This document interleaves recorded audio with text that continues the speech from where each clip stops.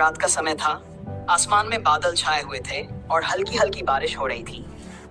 शहर की रोशनी धीरे धीरे कम हो रही थी और एक अजीब सी खामोशी ने पूरे माहौल को घेर लिया था। अंशु, मोहित और सोनाली तीनों दोस्त थे जो कॉलेज के आखिरी साल का लुत्फ उठा रहे थे। वे तीनों एक रोड ट्रिप की योजना बना रहे थे और उन्होंने तय किया कि वे एक अनजान जगह की ओर जाएंगे जहां कोई जाता नहीं था। उस जगह का नाम था ब्लैक हिल्स रोड, जो एक खतरनाक और डरावनी जगह मानी जाती थी। ब्लैक हिल्स रोड की शुरुआत। ब्लैक हिल्स रोड को लेकर कई तरह की अफवाहें और कहानियां फैली हुई थीं। कहा जाता था कि इस सड़क पर अजीब घटनाएं होती हैं, लोग इस सड़क पर जाते हैं लेकिन वापस नहीं लौटते।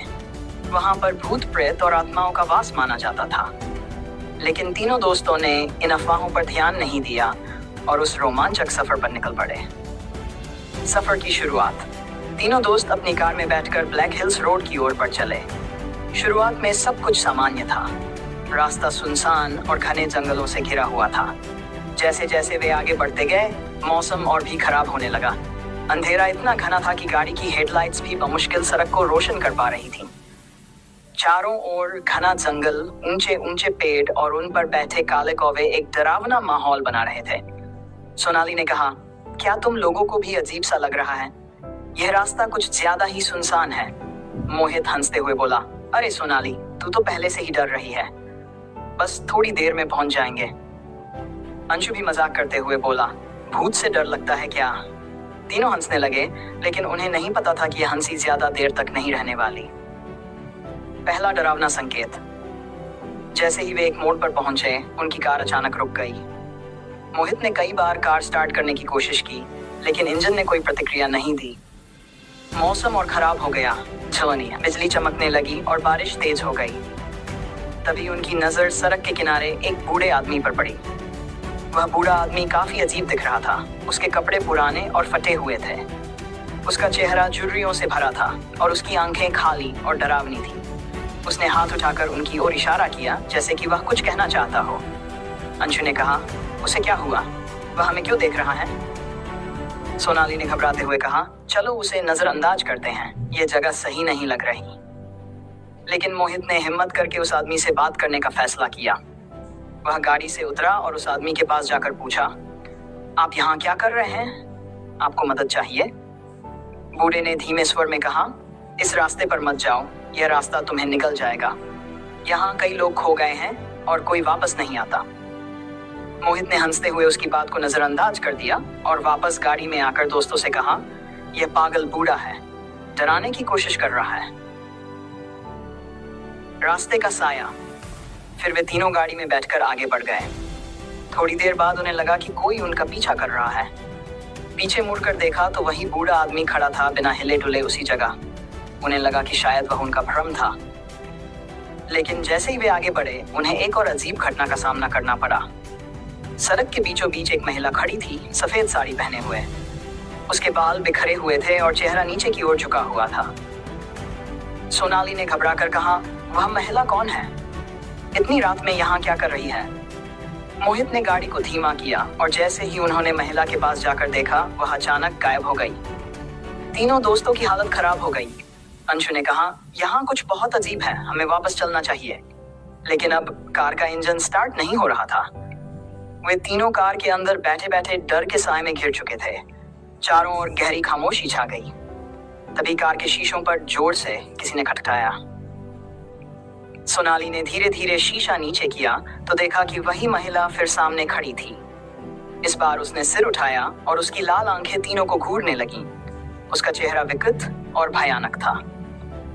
वह जोर से चीखी और फिर से गायब हो गई। तीनों दोस्तों की हालत खराब हो गई थी।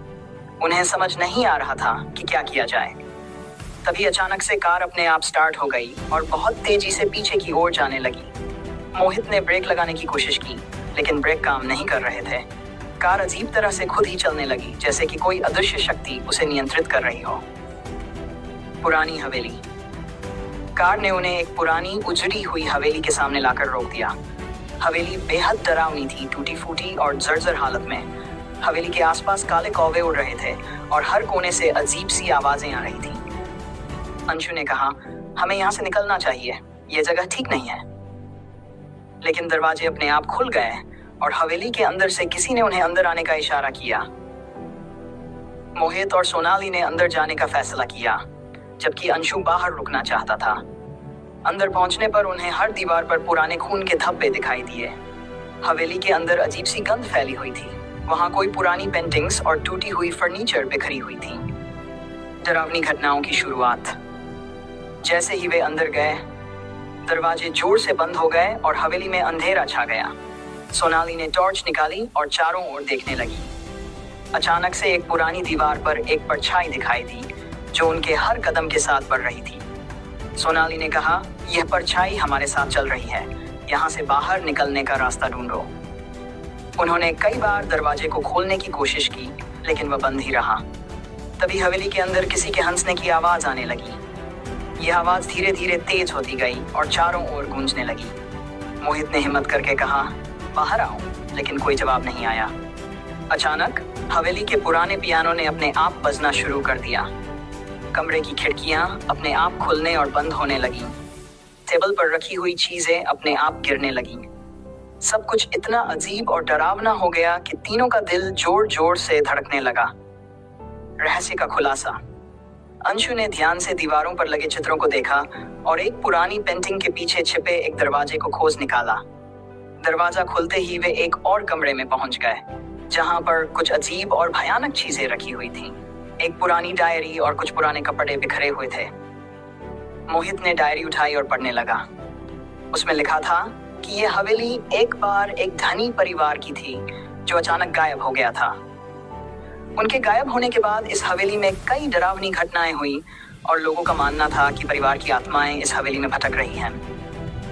डायरी के आखिरी पन्ने पर लिखा था, अगर तुम ये पढ़ रहे हो तो तुम भी इस हवेली का हिस्सा बन चुके हो। यहाँ से बाहर निकलने का कोई रास्ता नहीं है। सोनाली ने डरते हुए कहा, हमें यहाँ से जल्दी निकलना होगा। अंतिम संघर्ष। लेकिन जब वे वापस जाने लगे तो उन्हें महसूस हुआ कि कोई उनका पीछा कर रहा है। हवेली की छत से एक एक कर चीजें गिरने लगीं।